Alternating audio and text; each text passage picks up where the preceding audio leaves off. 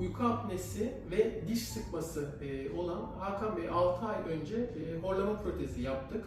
Daha önceden kendisine CPAP cihazı da yazılmıştı fakat onu da kullanamıyordu. Geceleyin kendini gerçekten zorluk içinde hissettiği, uyku düzensizlikleriyle birlikte bu nefes yolu ile ilgili problemleri vardı. Horlama protezini yaptıktan sonra çok güzel bir sürece girdik, rahatlama sürecine girdik.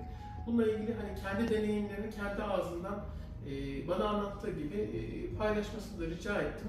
Neler değişti Hakan? 6 ay önce ilk başladık. Hani cihaz da kullanamıyordun ya da? Cihazı kullanamıyordum. İlk başta cihaza bir alışma süreci oldu fakat belli bir süre geçtikten sonra cihaz rahatsız etmeye başladı. Sonrasında tabii ki hastalık yine devam ediyordu. Bu özellikle sabah kalktığım zaman hem terleme hem de çenede kas ağrısı problemiyle uyanıyordum. Dinlenememiş kalkıyordum. Şimdi bu apare ile beraber tabii ki ona da bir alışma süreci var. Zorlandın değil mi alışırken? Evet, başta zorluyor.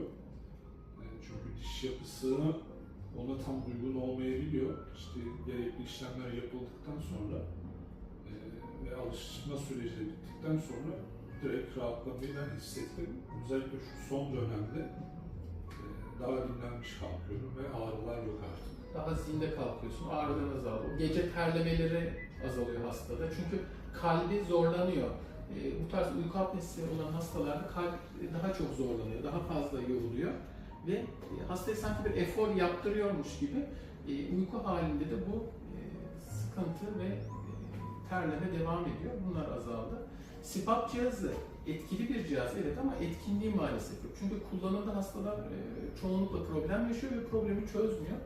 Burada alt çeneyi önde konumlandırarak yaptığımız horlama protezi kasları bir süre içinde 2 seneye yayılan bir tedavi planı bu. Tekrar programlayarak dilin geriye kaçmasını ve nefes yolunu daraltmasını engelliyor. Böyle güzel hasta deneyimlerini de paylaşmak istedik.